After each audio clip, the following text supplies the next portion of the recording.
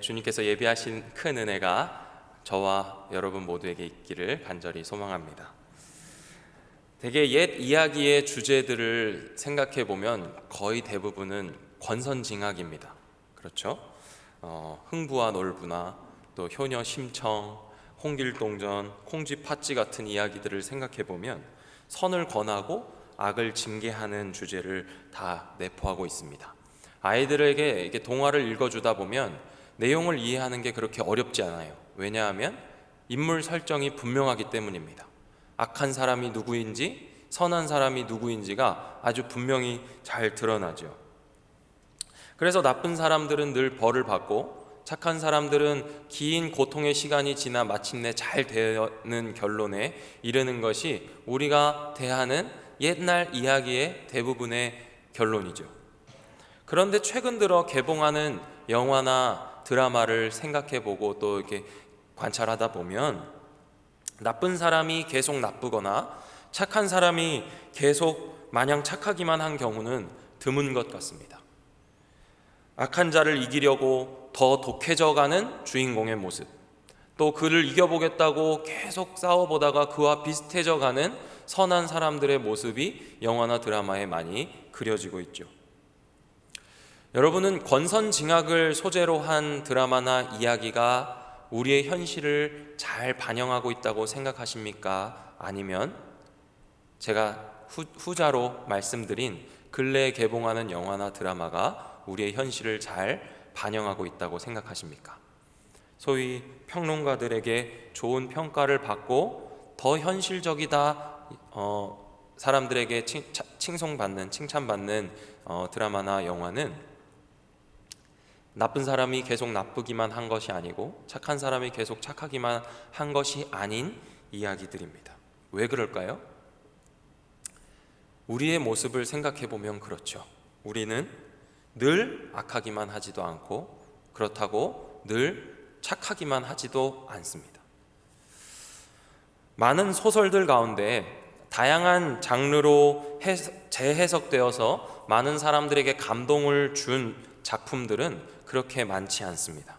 그 가운데에서도 레미제라블이라고 하는 지금까지도 많은 사람들에게 사랑받고 있는 한 작품이 있는데요, 우리에게는 장발장이라는 이름으로 더 많이 알려져 있고 익숙한 작품입니다. 이 레미제라블의 뜻은요, 비참한 사람들이라는 뜻이에요. 이 작품을 썼던 빅토르 위고라는 사람이 살아생전에 이런 말을 했다고 합니다. 단테는 시를 통해 지옥을 그려냈다면 나는 현실로 지옥을 만들어내려고 했다.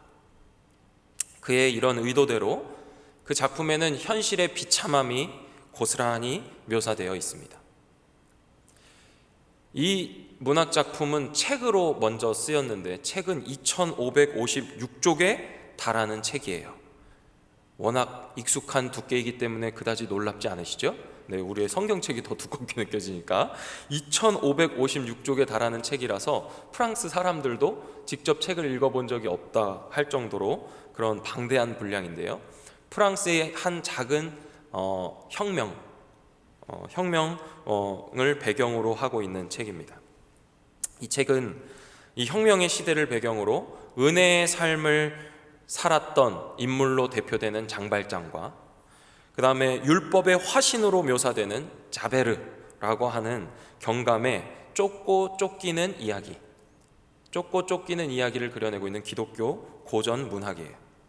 이 비참한 사람들이라는 제목처럼 비참한 현실 속에서 죄와 율법으로부터 오직 은혜의 법칙만이 인간을 자유롭게 한다는 교훈을 담고 있습니다. 영화화 되었는데 영화를 보면요, 하층민들이 자신들의 처지를 아주 자조 섞인 노래로, 밝은 분위기의 노래로 부르는 장면이 있습니다. 그 노래의 대사가 이래요. 제발 고개 숙여 우릴 봐, 당신의 굶주린 형제들을. 자신들의 그 빈약한 처지 때문에 상류층 귀족들에게 이렇게 노래하는 거예요. 근데 그 분위기가 굉장히 밝습니다. 그들의 처지와는 대조적으로 이 밝은 분위기의 노래가 그들을 더 비참하게 만드는 것 같아요. 그런데 그 마차를 타고 지나가던 귀족들은 이 하층민들을 내려다보기는 하는데 어떻게 내려다보냐면 깔봐 내려봅니다. 사람을 하대하며 쳐다보죠. 그런데 영화의 마지막 장면에 가면 죽음을 앞둔 장발장의 곁에서 판틴이라고 하는 여인이 노래를 불러요. 근데 그녀의 그 노래의 가사는 이렇습니다. 전능하신 주여, 이분을 굽어 살펴주소서. 그리고 장발장은 평생 자베르 경감에 쫓겨 살고 자신 안의 죄의식 때문에 죄책감 가운데 괴로워하며 살다가 평화로운 죽음을 맞이하게 됩니다. 가난한 자들은 그들의 처지와 형편의 빈궁함 때문에 비참한 삶을 살지만 상류층의 사람들은 그들의 부도덕함, 비인격성으로 인해 스스로 비참한 꼴을 보여주고 있습니다. 그리고 이들 모두에게 필요한 것은 주님의 굽어 살피심이다 하는 것을 이 레미제라블은 우리에게 가르쳐주고 있어요. 우리 모두는 절대 선도, 절대 악도 없이 그저 모두 비참한 형편에 처한 채 살아갑니다. 그리고 그 가운데서 우리를 살게 하는 유일한 길은 주님의 은혜밖에 없는 것이죠. 빅토르 위고가 그리고 있는 내용처럼 이 땅은 비참합니다. 아니, 정확히 말하자면 주가 계시지 않는 세상은 비참한 곳입니다. 하나님이 없다고 이야기하는 세상은 치열한 경쟁과 각자가 규정한 정의를 가지고 주장하며 씨름하는 세상이에요. 이 땅의 현실은 계속 악한 자들과 계속 선한 자들이라는 이분법으로 구분할 수 있는 것이 아닙니다. 그러나 신학자 톰 라이트에 의하면 현대인들은 악을 자신이 통제할 수 있는 것이라 착각하고 있다고 말합니다. 그래서 악의 비참함을 현실에서 마주했을 때 사람들은 대개 두 가지 반응을 보이는데, 첫째는 누군가에게 탓으로 돌리거나 둘째는 그 모든 것을 자기 탓으로 돌리는 경향이 있다고 진단하고 있습니다. 맞죠? 우리는 누군가에게 그 악의 탓을 돌려야만 직성이 풀리는 사람들입니다. 이런 우리의 경향 때문에 오늘 우리가 읽은 이 본문을 대할 때에도 우리는 자주 한 인물에게만 집중 포격을 날립니다. 누군가요? 유다예요. 유다. 가룟 유다 한 사람을 아주 나쁜 사람으로 만들어버리죠. 그러나 오늘 본문의 마지막 56절을 읽어보면 56절에는 이렇게 기록하고 있어요. 이에 제자들이 다 예수를 버리고 도망하니라. 예수님께서 감람산에 기도하러 올라가셨던 36절부터 오늘 본문의 마지막 이 56절까지 이에라는 말은 6번 사용되었어요. 6번. 이 이에라는 부사는 한 장면의 원인과 결과를 이어주기도 하고 또 앞과 뒤의 상황이 연관되어 있을 때 사용하는 부사입니다. 제자들은 56절에서 예수님의 말씀이 떨어지기가 무섭게 도망을 간 거예요. 이에 제자들이 다 도망갔다. 아주 구체적으로 이 장면을 묘사한 것이죠. 예수님을 홀로 두고 도망간 겁니다. 누구 하나 예외가 없습니다. 모든 제자들이 그를 버리고 도망갔습니다. 누구도 핑계할 수 없는 것이죠. 유다만 나쁜 놈 만들고 끝나버릴 이야기가 아닌 겁니다. 하나님이 없는 인생은 모두 비참한 인생이고 예수님을 판 유다나 예수님을 버리고 도망간 제자들 모두가 다 동일한 형편에 있다는 것을 우리는 본문을 읽으며 알 수 있는 것입니다. 어떻게 제자라고 하는 사람들이 이렇게 할 수 있었을까? 그리고 예수님께서는 이런 제자들을 꾸짖지 않으실 수 있었을까? 오늘 저와 여러분이 이 제자들과 같이 상황에 몰두하는 것이 아니라 주님께서 바라보셨던 그 시선을 가지고 돌아갈 수 있게 되기를 소망합니다. 이것을 위해 우리는 첫 번째로 우리는 통계나 숫자에 집중해서는 안 됩니다. 최근에 이 빅데이터라는 말을 많이들 사용합니다. 여러분도 한 번씩은 다 들어보셨을 겁니다. 최근 유망한 직종의 한 분류로 부류로 빅데이터 전문가가 두각을 나타내고 있다고 하고 많은 사람들이 이것에 관심을 가지고 있죠. 이 빅데이터라는 말을 간단히 다른 말로 바꾸자면 통계로 바꿀 수 있을 것 같습니다. 사람들의 소비 패턴, 이동통신 활용 빈도, SNS 활용 실태, 이런 다양한 정보들을 수집해서 그것들을 수치화한 다음에 그것의 의미를 해석해내는 일이 이 빅데이터 전문가들이 하는 일이에요. 그냥 이것을 해석해내면 끝나겠습니까? 그렇지 않죠. 이 사람들의 소비를 예측하고 행동 패턴을 예상해서 그 사람에게 가장 적합한 광고를 노출시키겠죠. 그리고 그것을 사도록 종용합니다. 필요한 정보를 제공하기도 하죠. 그러다 보니까 어떤 사람들이 이 빅데이터에 달려들겠습니까? 광고회사, 제조회사, 유통회사들이 여기저기서 이 빅데이터 전문가들을 모시려고 달려듭니다. 그런데 놀라운 건 사람의 패턴이라는 게 어느 정도 일정하기 때문에 이런 데이터가 어느 정도 분량이 쌓이고 증가하게 되면 그 정보 해석해낸 그 정보의 결과가 어느 정도 일치하고 또 예측 가능한 범위 안으로 대부분의 사람들이 들어오게 된다고 합니다. 그래서 여러분들이 자주 보시는 유튜브 영상의 알고리즘, 내가 하나를 뭘 보면 그것과 관련된 영상들이 계속 따라오지 않습니까? 이런 알고리즘이나 포털 사이트에 뜨는 광고들은요, 다 이런 빅데이터 전문가들이 연구해낸 결과들이에요. 빅데이터 기술에 기초한 우리 일상에 다가온 현실이 이런 것이에요. 그렇다면 여러분, 돈을 벌기 위해 눈에 불을 켠 사람들은 어떤 일에 몰두하게 되겠습니까? 이 데이터 기술에 몰두하게 될 겁니다. 사람들 정보를 하나라도 더 수집하려고 애쓰겠죠. 그리고 이 통계가 모든 것을 가르쳐 줄 것이라고 하는 그런 믿음이 생겨나게 될 겁니다. 이 믿음이 계속 되다 보면 무엇이 되나요? 신념이 되고 확신이 돼요. 그래서 그 데이터를 신뢰하는 그 신뢰의 기초에서 사고하게 됩니다.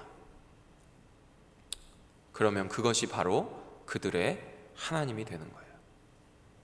매일마다 주식시장의 그래프를 보면서 위아래를 향하는 화살표로 내 마음이 위아래를 왔다 갔다 하고, 또 우리 아이들의 모의고사 성적표를 보고 또 학교 성적표를 보면서 그 내면의 어떤 꿈이나 비전이나 신앙을 들여다보기보다는 그 수치화된 표, 숫자에 주목해서 그의 미래를 예측하고 그의 장래를 진단하는 일들이 우리 부모된 우리들에게 늘 일어나는 일이죠.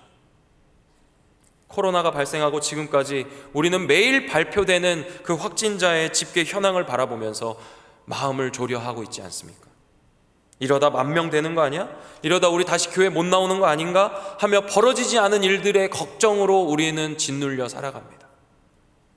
이런 사고 과정의 중심에 하나님은 없습니다.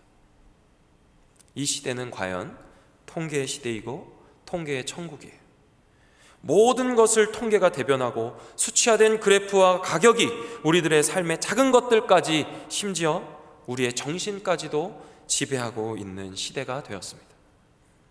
그래서 우리의 삶이 조금 진보했습니까? 우리의 삶의 걱정과 근심이 조금 사라지고 평화와 안녕이 찾아왔나요? 아니죠. 그렇지 않습니다. 그런데 오늘 말씀에 우리 주님은 전혀 다른 것에 집중하고 계세요. 12 가운데 12도 아니고 단 한 사람, 겨우 한 사람인 유다가 예수님을 팔았습니다. 그 한 사람의 변심이 그리스도이신 예수께서 잡히시는 그 엄청난 일을 촉발시킨 거예요. 어디 그뿐입니까? 예수님과 함께한 다른 제자들은 겨우 11명인데 예수님 한 사람 잡겠다고 온 사람들이 어떻다고 성경은 우리에게 가르쳐 줍니까? 큰 무리다 이야기예요. 그들은 또 누구로부터 왔나요? 대제사장들과 백성들의 장로들로부터 왔어요. 백성이라고 하는 무리를 대표하는 장로 한 사람도 아니고 장로들이 그들을 파송한 거예요. 유다 한 사람의 결정이 이같이 큰 일을 야기했고 다수의 무리가 예수님 한 명을 잡으러 온 겁니다. 이 이야기에서 수의 논리는 아무 의미가 없습니다. 수가 많아서 일이 일어나는 것도 아니고 수가 적어서 일어났어야 할 일이 일어나지 않는 것도 아니에요. 하나님께 통계는 무의미합니다. 하나님께서는 당신이 하시고자 하시는 일을 그저 하실 뿐이에요. 세상은 거꾸로죠. 뭔가 일을 하려고 하면 사람이 모여야 한다고 얘기합니다. 사람이 없으면 될 일도 안 된다 이야기합니다. 다수결의 법칙이 이 세상을 지배하고 있어요. 덩치가 큰 조직이 사람들의 이목을 집중시킵니다. 사람들의 인기를 얻은 사람이 권력과 명예와 부를 갖게 되는 것이 이 세상의 법칙이에요. 예수님께서는 12군단도 더 되는 천사들을 부르실 수 있는 능력이 있었습니다. 그러나 예수님께서는 그 능력을 제한하시면서 담담하게 무리들의 손에 붙잡혀 가셨어요. 왜 그러셨을까요? 함께 54절 말씀을 성경을 보시면서 읽어볼까요? 54절입니다. 시작. 내가 만일 그렇게 하면 이런 일이 있으리라 한 성경이 어떻게 이루어지겠느냐 하시더라. 이런 일이 있으리라 하는 이 말은 본래 이와 같이 되어야 한다라는 뜻이에요. 다시 말해서 예수님께서 붙잡히시는 일은 반드시 그렇게 되어야 하는 일이었던 것이죠. 예수님께서는 처음부터 지금 이 순간까지 하나님의 의지와 이 땅에 당신이 오셨던 사명 외에는 다른 것을 바라보지 않으셨습니다. 제 아무리 많은 무리의 환호성이 예수님을 향해 외쳐졌을지라도 예수님은 단 한 번도 무리들에게 시선을 빼앗기지 않으셨어요. 왜 그러셨습니까? 그는 완전한 인간으로서 하나님의 형상의 온전한 극치를 몸소 보여주셔야 우리의 위로가 되실 수 있고 우리의 소망이 되시며 부활의 첫 열매가 되실 수 있었기 때문이에요. 반드시 그렇게 되어야 하리라 한 그 일을 이루기 위해 친히 자신의 능력을 제한하신 거예요. 전혀 세상과 다른 방식으로 예수님은 우리에게 그 인생을 보여주신 겁니다. 둘째로 우리가 가져야 할 것 태도는 표면의 시선을 빼앗겨서는 안 된다는 겁니다. 유다의 행동을 한번 살펴봅시다. 우리 48절부터 50절 말씀을 성경을 보시면서 한번 읽어주시면 감사하겠습니다. 48절부터 50절입니다. 시작.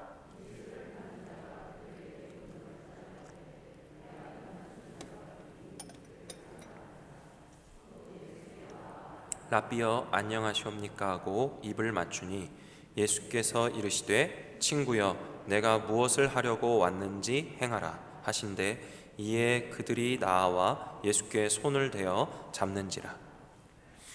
유다의 행동은 모순 그 자체입니다. 그는 26장 25절에서도 예수님을 랍비라고 말했어요. 유다가 마지막으로 존경의 의미를 담아서 예수님께 랍비라고 말한 게 아니에요. 그리고 그가 취한 행동이 무엇입니까? 입맞춤으로 인사를 한 겁니다. 이 인사법은 당시 아주 일반적인 인사였다고 해요. 특별히 더 사랑을 담아서 했다든지 어떤 존경과 애정을 담아서 예수님께 입맞춤을 한 것은 아닌 거예요. 가까운 사람이나 사랑하는 사람에게는 늘 할 수 있는 인사 방식이 이 입맞춤인 겁니다. 근데 이 유다의 행동을 놓고 모세 아버바흐라고 하는 신학자는 이렇게 설명해요. 그러므로 유다의 행동은 단지 최종적으로 예수님과의 관계가 끊어졌다는 표지일 뿐 아니라 궁리 가운데서 나온 예수님을 향한 모욕이다. 다시 한번 읽어드릴게요. 유다의 이 행동은 예수님과의 관계가 이제 완전히 끝나버렸다라고 하는 표지일 뿐 아니라 궁리 가운데서 나온 예수님을 향한 모욕이다. 당시 스승과 제자 사이에서는요, 스승이 먼저 인사를 하지 않았는데 제자가 스승에게 먼저 와서 입맞춤으로 인사하는 경우는 없었다고 합니다. 서로 입맞춤으로 인사를 한다는 것은 그들 사이의 관계가 동등하다라는 것을 의미한 것이었대요. 그러니까 유다가 예수님께 먼저 와서 입맞춤을 한 것은 너나 나나 같다라고 하는 것이 유다의 심리 속에 있었다는 것을 의미하는 거죠. 그리고 유다는 칼과 몽치를 들고 자신과 뜻을 함께하여 온 무리들에게 신호를 약속했어요. 자신이 입맞춤하는 사람이 예수니 그를 잡으라고 그 신호를 맞췄던 것이죠. 이 말이 무슨 뜻입니까?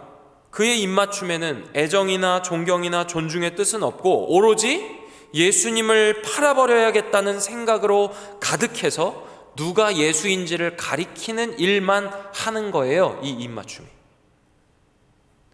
그런데 여기 사용된 이 군호라는 말은 그냥 군대에서 쓰는 암구호처럼 약간 들려지지만 그런 뜻이 아니라 사실 징조라는 뜻입니다. 징조. 똑같은 단어가 복음서 이곳저곳에서 많이 쓰였어요. 근데 특별히 마태복음에서는 이 징조라는 말이 언제 쓰였습니까? 종말의 징조, 종말의 표징, 종말의 표적, 이런 말로 쓸 때 사용되는 단어가 지금 여기 군호라는 말이에요. 징조라는 말은 그 징조 자체가 어떤 의미가 있는 것이 아니고 중요성을 갖는 것이 아니고 그 징조가 가리키는 대상이 중요할 때 사용하는 말이에요. 종말의 징조라고 할 때는 징조가 무엇을 가리키고 있습니까? 종말을 가리키고 있기 때문에 이 징조는 종말을 드러내는 역할을 하는 거죠. 유다가 군호라는 말을 사용해서 예수님께 입맞춤했다 할 때에는 입맞춤 자체가 중요한 게 아니라 입맞춤으로 무언가를 목적하고 있는 그것이 유다의 심정 속에 중요하게 자리 잡고 있다는 것을 의미하는 겁니다. 유다가 어떤 심정으로 입맞춤했습니까? 예수님을 팔아서 잡아 넘기려는 것이죠. 그의 입맞춤의 행위는 예수를 붙잡는 것 이상도 이하도 아니었던 거예요. 그저 징조일 뿐이었어요. 가장 신뢰하는 사이에서 일어나야 하는 반가운 사랑의 인사가 세상에서 가장 차가운 입맞춤이 된 것이에요. 그런데 예수님께서 그에게 어떻게 반응하십니까? 그를 친구라고 부르세요. 친구요. 친구라고 하기에는 정반대의 일을 꾸미고 있는 이 유다의 이 행동을 보시고 예수님은 친구라고 말하세요. 한번 상상해 보세요. 유다가 예수를 얼마나 밀어내고 있는지 예수님이 친구라고 부르는 이 장면에서 우리가 더욱 느껴집니다. 그의 반동이 얼마나 큰지, 예수님은 끊임없이 다가가려고 하지만 거기서 끊임없이 멀어지고 있는 유다의 모습이 그려지고 있지 않습니까? 사랑하는 성도 여러분, 저와 여러분은 어떻습니까? 하나님께서 베푸시는 사랑, 예수님께서 우리를 위해 보이신 그 사랑을 향해 여러분 자신을 내어드리고 있나요? 아니면 그의 사랑과는 정반대의 길로 내달리고 있나요? 우리는 하나님과의 관계를 위한 개인의 경건과 공동의 예배를 어떤 진실함으로 대하고 있습니까? 저에게는 한 가지 두려움이 있습니다. 나는 주의 말씀을 연구하고 전하는 자로서 과연 하나님의 말씀을 얼마나 사랑하고 있나? 송이꿀보다 더 달다 하신 그 말씀을 나의 생명을 풍성하게 하고 나의 삶을 윤택하게 하는 주의 은혜의 도구로 진정 대하고 있나? 아니면 그저 한 번의 설교, 이 자리를 지키기 위한, 목사라고 하는 직함을 지키기 위한 수단으로 말씀을 생각하고 있지는 않나? 가끔 내게 힘이 되고 나에게 위로가 되는 말씀을 인터넷 검색하듯이 뒤져서 찾아 읽고 있는 수준에 그쳐 있는 것은 아닌지 저는 늘 저에게 이런 질문을 던지곤 합니다. 나는 과연 주의 말씀을 진실하게 대하고 있는가?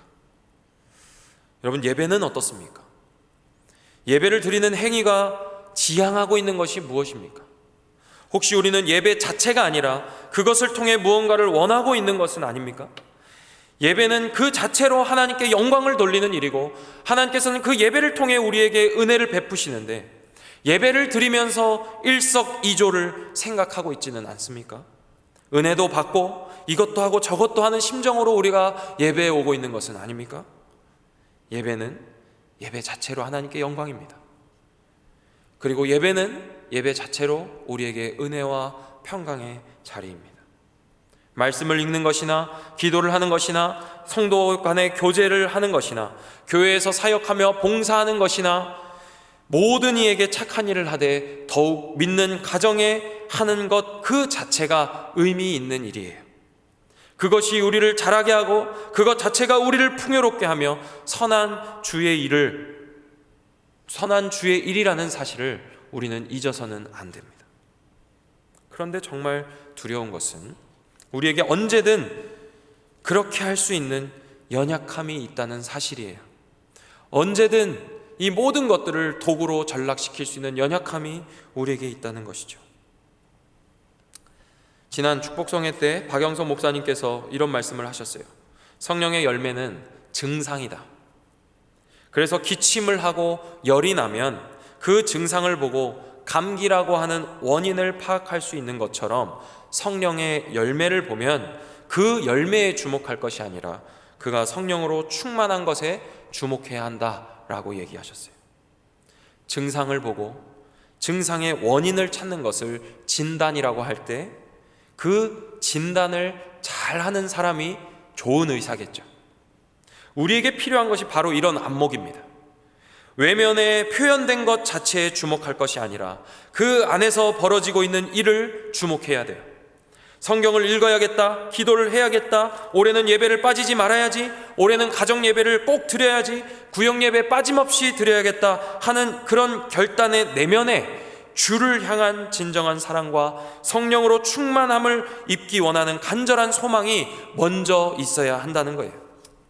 주를 더 사랑하기 원하는데, 주를 더 알기 원하는데, 주의 성령의 교통하심을 더욱 경험하기 원하는데 어떻게 우리가 말씀을 읽지 않고 기도하지 않고 예배하지 않을 수 있겠습니까? 사랑하는 여러분, 우리 올 한 해 주님을 더욱 뜨겁게 사랑하게 되기를 간절히 소망합니다. 끝으로 세 번째, 주의 말씀을 우리는 주목해야 합니다. 수에 주목하지 않고 표면에 주목하지 않고 우리는 주의 말씀을 주목해야 해요. 예수님을 잡으러 온 무리들의 손에는 칼과 몽치가 들려 있었어요. 마치 흉악범을 잡으러 온 듯이 무장을 하고서는 예수님 앞에 선 것이죠. 그에 비해 상대적으로 예수님은 무방비 상태에 계셨습니다. 예수님께서 성전에 들어가 가르치실 때나 회당에서 가르치실 때는 잡으려 들지 않았던 그들이 호시탐탐 기회를 엿보다 생각해낸 것이 한밤중에 많은 무리를 동원하여 포획하는 것이었어요. 마태는 바리새인들이 예수님을 죽이려고 논의할 때 예수님께서 자리를 피하시는 장면을 다음과 같이 기록하고 있어요. 예수님께서 바리새인들이 예수님을 잡으려고 했을 때 예수님이 피하셨던 장면에서 이렇게 말씀하십니다. 마태복음 12장 14절부터 21절 말씀입니다. 우리 자막을 보시면서 눈으로 읽으시고 제가 읽어드리겠습니다. 바리새인들이 나가서 어떻게 하여 예수를 죽일까 의논하거늘 예수께서 아시고 거기를 떠나가시니 많은 사람이 따르는지라. 예수께서 그들의 병을 다 고치시고 자기를 나타내지 말라 경고하셨으니 이는 선지자 이사야를 통하여 말씀하신 바 보라 내가 택한 종 곧 내 마음에 기뻐하는 바 내가 사랑하는 자로다. 내가 내 영을 그에게 줄 터이니 그가 심판을 이방에 알게 하리라. 그는 다투지도 아니하며 들레지도 아니하리니 아무도 길에서 그 소리를 듣지 못하리라. 상한 갈대를 꺾지 아니하며 꺼져가는 심지를 끄지 아니하기를 심판하여 이길 때까지 하리니 또한 이방들이 그의 이름을 바라리라 함을 이루려 하심이니라. 마태는 예수님께서 그들의 계략을 아시고 피하신 사실을 진술하고 그 이유에 대해서 이사야 선지자의 글을 이루기 위함이라고 말하고 있어요. 예수님께서는 철저하게 하나님의 뜻 안에서 정해진 계획을 친히 따라가고 계셨던 것이죠. 그때는 피하셨지만 지금은 피하지 않으세요. 피하시거나 피하지 않으시는 그 행동은 다르지만 그 중심의 원인은 하나입니다. 뭐죠? 선지자들의 글을 이루는 것이에요. 이것이 예수님의 사역의 동력이었고 사명의 길을 포기하지 않으시고 완수하셨던 근거였어요. 예수님께서는 십자가 수치를 완수할 인간의 모습으로 끝까지 그 일을 감당하셨습니다. 그는 죽음에 이르기까지 모든 사역을 하나님의 형상인 인간의 모습으로 이루셨어요. 그러나 우리의 반응은 예수님과는 좀 달라요. 우리의 반응은 늘 다른 동기에서 흘러나옵니다. 우리는 그때그때 다른 동기와 이유로 다르게 행동합니다. 이러한 행동을 하는 사람은 상황이 삶을 압도하고 있는 사람들의 특징이에요. 그런데 상황의 지배를 받지 않는 사람은 그 안에 굳은 신념이 있어요. 모든 의사의 결정을 정해진 원칙과 기준에 입각하여 내립니다. 우리는 성경의 많은 곳에서 믿음의 조상들의 이런 모습을 발견할 수 있습니다. 특별히 바울을 한번 생각해 보세요. 바울은 자신의 목숨을 건져서 복음을 전하는 것이 교회의 유익이다 생각이 되면 핍박과 박해를 피해갔습니다. 그런데 죽음을 불사하고서라도 복음 전파를 위해 가야 할 길이라 판단이 서면 그는 그 길을 갔어요. 3차 전도 여행을 마치고 예루살렘을 가려던 바울을 향해서 많은 사람들이 말렸습니다. 그런데 바울은 자신이 어떤 일을 당할지 모른다 하면서 예루살렘으로 향해 갔습니다. 예수님께서는 상황에 지배받지 않으시고 오직 아버지의 뜻대로 되기를 원하셨어요. 그리고 검과 몽치를 들고 서 있는 무리들 앞에서 전혀 위축되지 않으셨습니다. 도리어 그들의 불법성을 꾸짖으셨어요. 그리고 이 모든 것이 하나님의 약속의 말씀의 성취임을 가르치셨습니다. 우리 구주께서는 칼과 몽치로 무장하여 그를 강도 잡아들이듯이 잡으려는 악의 세력에 굴하지 않으셨던 겁니다. 또한 혈과 육에 속하지 않은 세력, 창조 때부터 그 힘을 숨기지 않고 그의 세력을 그치지 않고 하나님 아들 그리스도의 발 뒤꿈치를 상하게 하려는 그 마귀의 권세를 결국에는 무너뜨리실 겁니다. 그는 하나님의 약속의 말씀을 성취하시는 분이기 때문이에요. 그런데 여러분, 이때 제자들은 무엇을 하고 있었습니까? 56절을 함께 다시 읽어보실까요? 제가 읽겠습니다. 그러나 이렇게 된 것은 다 선지자들의 글을 이루려 함이니라. 이에 제자들이 다 예수를 버리고 도망하니라. 제가 설교를 시작하면서 이에라는 말이 6번이나 이 26장 단락에서 등장한다 얘기했습니다. 제자들은 예수님께서 잡히시고 팔리시는 그 일이 이제 자명한 현실이 되는 순간 이것 때문에 도망가 버렸습니다. 여기 56절 하반절에 제자들이 다 예수를 버리고 도망하니라와 동일한 문구, 동일한 방식으로 쓰인 문장이 마태복음의 한 곳에 있는데요. 어디냐면 마태복음 4장 20절이에요. 마태복음 4장 20절 우리 함께 읽어보겠습니다. 시작. 그들이 곧 그물을 버려두고 예수를 따르니라.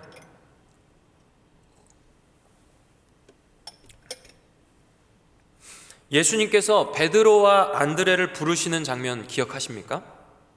예수님께서 갈릴리 해변을 다니시고 계셨어요. 그때 두 형제가 그물을 던지고 있었죠. 그리고 예수님이 그들에게 말을 거십니다. 나를 따라오라. 내가 너희를 사람을 낚는 어부가 되게 하리라 하셨습니다. 그러자 그들이 보인 반응이 바로 이 반응이에요. 그들이 곧 그물을 버려두고 예수를 따르니라. 그들은 즉시 그물을 버려두고 예수를 따랐어요. 베드로가 처음 예수님을 따를 때 그들의 손에서 버려졌던 것은 그물이었습니다. 그들의 생업이었고 그들의 삶이었고 그들의 가족이었어요. 그런데 3년이 지난 뒤에 그들의 손에서 버려진 것은 무엇입니까? 예수님이에요.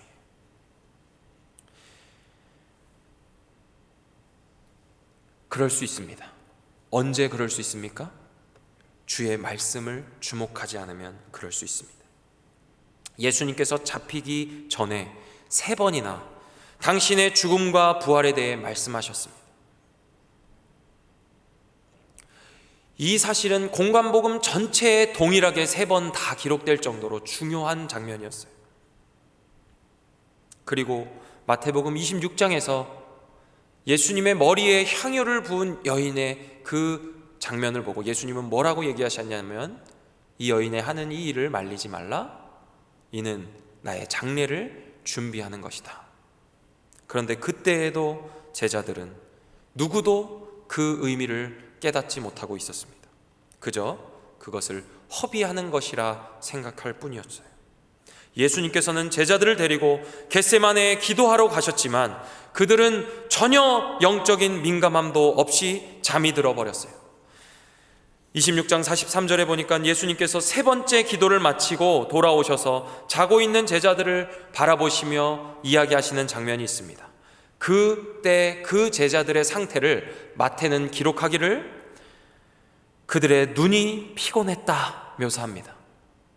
이 눈이 피곤했다는 말을 누가는 마음이 둔하여졌다라고 사용합니다. 흔히 마음은 원이로되 육신이 약하도다 라는 이 말을 육신의 피로함이나 삶의 치열함 속에서 오는 피곤함, 그래서 우리의 어떤 신앙의 핑계 정도로 사용합니다. 그러나 예수님께서는 그들의 육신이 약함을 지적하고 계시는 것이 아니고 그들의 영적인 감각이 전혀 없다는 사실을 지적하시는 거예요. 지금 예수님께서 무엇을 향해 가고 계시는지 3년이라는 긴 시간 동안 동행했음에도 그 제자들은 그들의 눈이 피곤하다는 이유로 제대로 바라보고 있지 못하고 있던 것이죠. 사랑하는 은평의 모든 가족 여러분, 우리는 어떻습니까? 칼과 몽치를 든 무리들 앞에 서신 예수님을 보시면서 무슨 생각을 하고 계십니까? 저는 이 장면을 보면 다윗이 떠오릅니다. 다윗이 어땠습니까? 다윗은 무장한 블레셋 군대, 기골이 장대한 골리앗 앞에서 위축되지 않고 하나님의 이름을 모욕하고 하나님의 백성을 멸시하는 골리앗에게 너는 칼과 창과 단창으로 내게 나아오지만 나는 네가 모욕하는 만군의 여호와의 이름으로 나아간다 외치며 그 골리앗을 쳐 부셨습니다. 그리고 거대한 큰 위협을 제거한 인물이 바로 다윗이에요. 우리 예수님께서는 칼과 몽치로 무장한 그 사람들 앞에서 담담하게 주의 약속의 말씀을 붙드시며 나아가셨던 겁니다. 우리 모두가 믿음으로 시작했던 때를 다 떠올려 보십시오. 베드로나 안드레가 그물을 던지고 즉시 주를 따랐던 것처럼 우리도 우리의 손에 있던 것들을 다 버려두고 주를 따르지 않았습니까? 주의 말씀에서 우리는 조금만 멀어져도 금세 그렇게 제자들과 같이 다 도망가 버릴 사람들입니다. 유다만이 아니에요. 모든 제자가 다 그렇습니다. 하나님 없이 사는 인생은 다 똑같습니다. 주의 말씀을 바라보지 못하고 주의 약속을 신뢰하지 못하는 인생은 다 똑같습니다. 주의 말씀이 깨달아지고 약속에 주목할 때에 우리는 엠마오로 가던 두 제자의 가슴이 뜨거워졌던 것과 같은 경험으로 주님을 향해 다시 돌아올 수 있는 거예요. 부디 통계나 수치나 숫자에 주목하지 마시고 또 우리들의 외면에 표현되는 그 현상에 주목하지 마시고 주의 말씀을 바라보시고 약속을 신뢰하심으로 이 험한 세상의 파도를 넘는 실력자들로 성장하시기를 간절히 축원합니다. 함께 기도하겠습니다. 사랑의 하나님, 감사합니다. 이 비참한 세상에 우리를 고아와 같이 버려두지 않으시고 영원히 함께 하시겠다 하신 약속의 말씀을 기억합니다.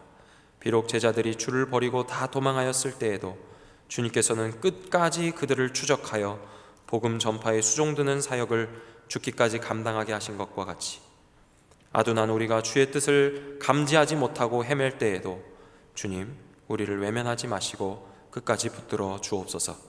믿사옵고 살아계신 예수 그리스도의 이름으로 기도합니다. 아멘.